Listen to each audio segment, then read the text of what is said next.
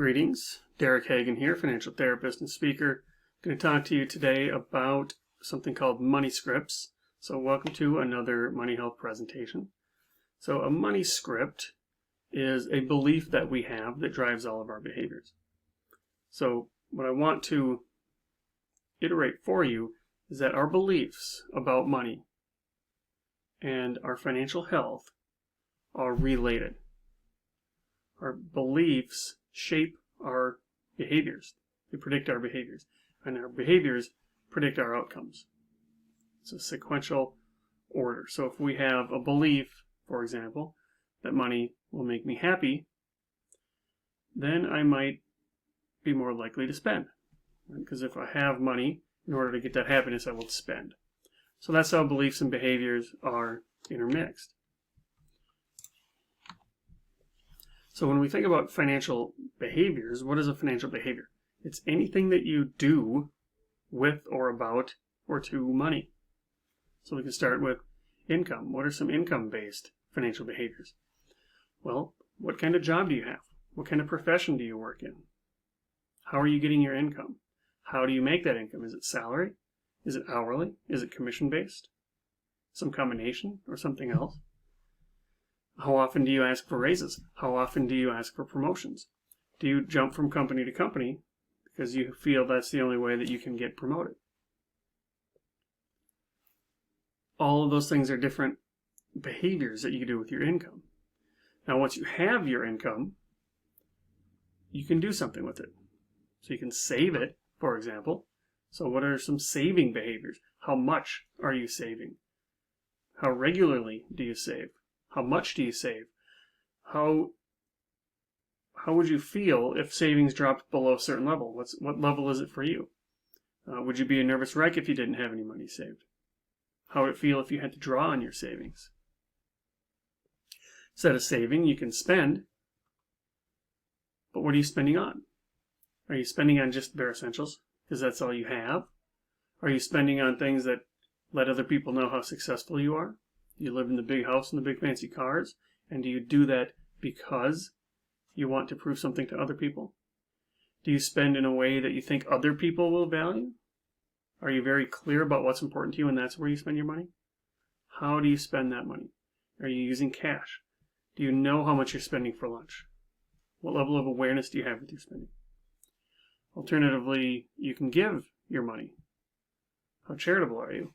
But even then, how often are you giving? Do you give every week into a collection plate? Do you give every month? Do you give once a year? Would you only give if you got a tax break?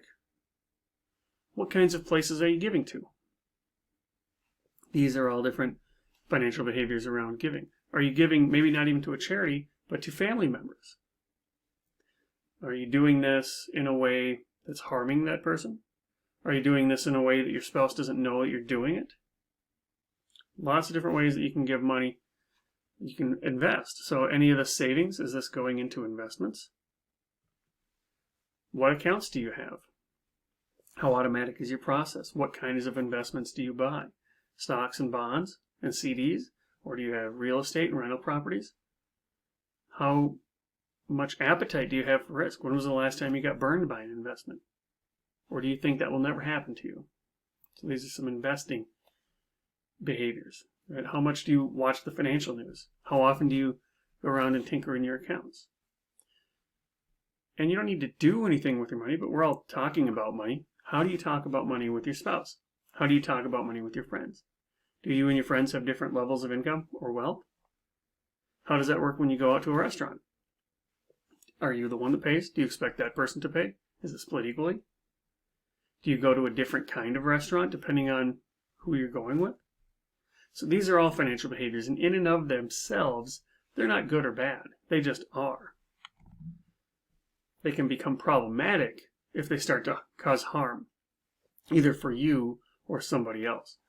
So a harmful behavior or a problematic behavior could be gambling money that you don't have, say your rent money. It could be shopping, over shopping, spending more than you have, using credit cards to go on trips or buy things and stuff for yourself. Those are some of the more obvious ones. Do you work too much? Do you work because you think you don't want to be called lazy? Do you want to work because you need to bring in more and more income? Right, so workaholism affects you and it affects your relationship. Do you ignore your finances? So instead of dealing with it, it's easier in the short run to let that stuff pile up on top of the fridge, knowing that in the long run you're harming yourself.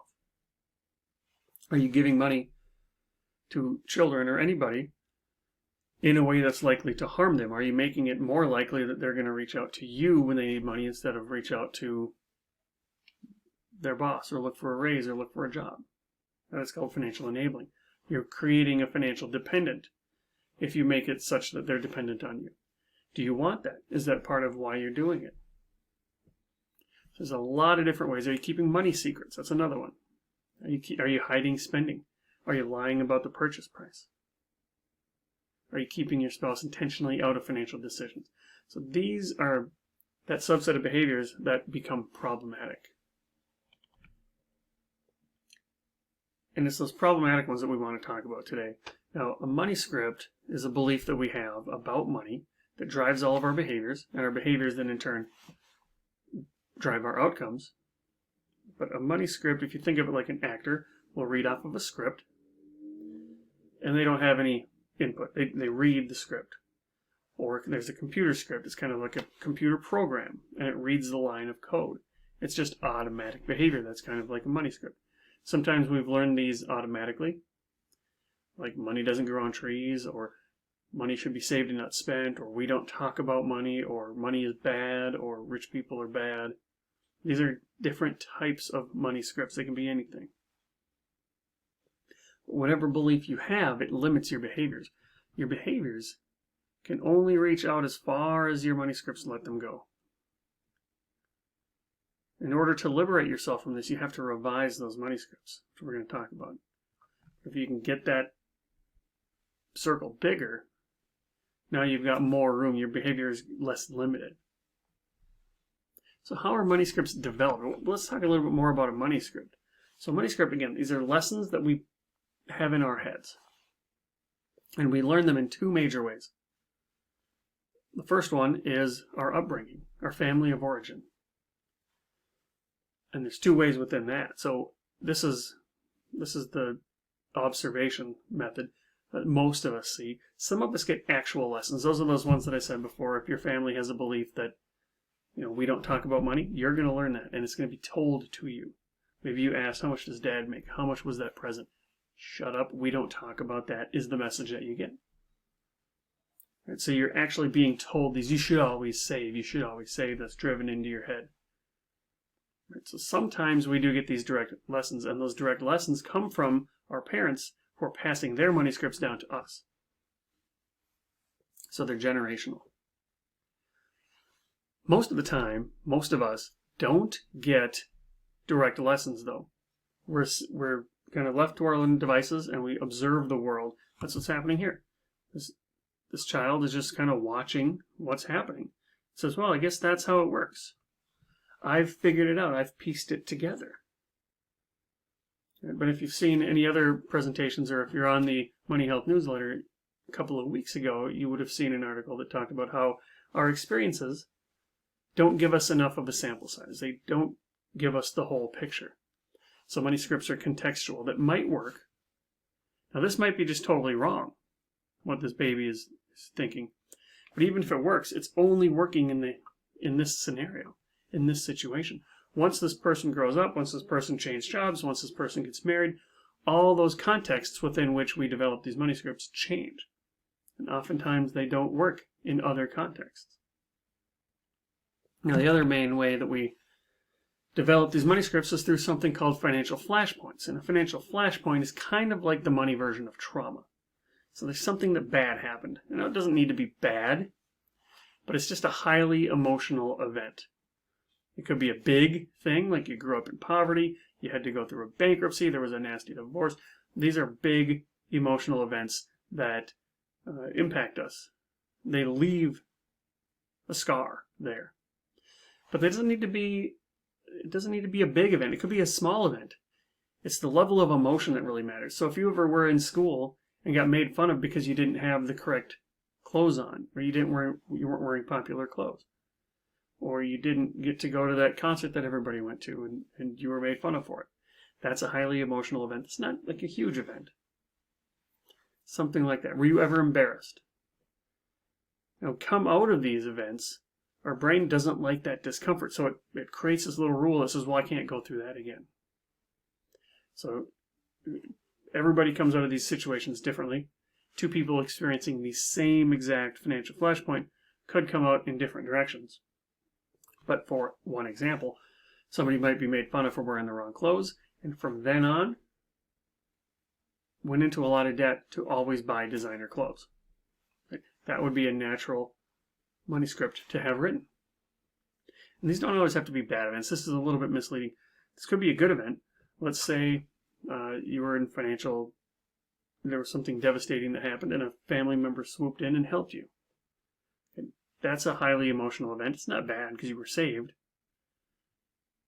But now if you came out of that with the belief that I don't really have to worry about money because it's all just going to be taken care of. So that's a flashpoint that doesn't do you very much good. So we write these rules, these contribute to those money scripts as a defense mechanism. We can't go through that again. So the trick then is to recognize in ourselves, what do we believe? What did I learn from my parents when I was growing up? What was my most painful memory of money growing up? What was my happiest memory of money? What made me happy? When was I ever embarrassed? When was I ever super excited? What have you told yourself? What's the story that you've told yourself about your upbringing? And once you can identify those beliefs, you can start to get rid of those and replace them with new beliefs. And those new beliefs are going to be more helpful to you. They're going to be more likely to contribute to your money health going forward. Right? So spend some time, identify dysfunctional beliefs. And dysfunctional, I don't mean that like you're dysfunctional. I just mean that as it's a belief that's not helpful to you. So identify those beliefs that aren't helpful to you. Figure out if you can rewrite those scripts. And you'll be far ahead of everybody that you talk to because nobody does this kind of work. You only live once. Live intentionally.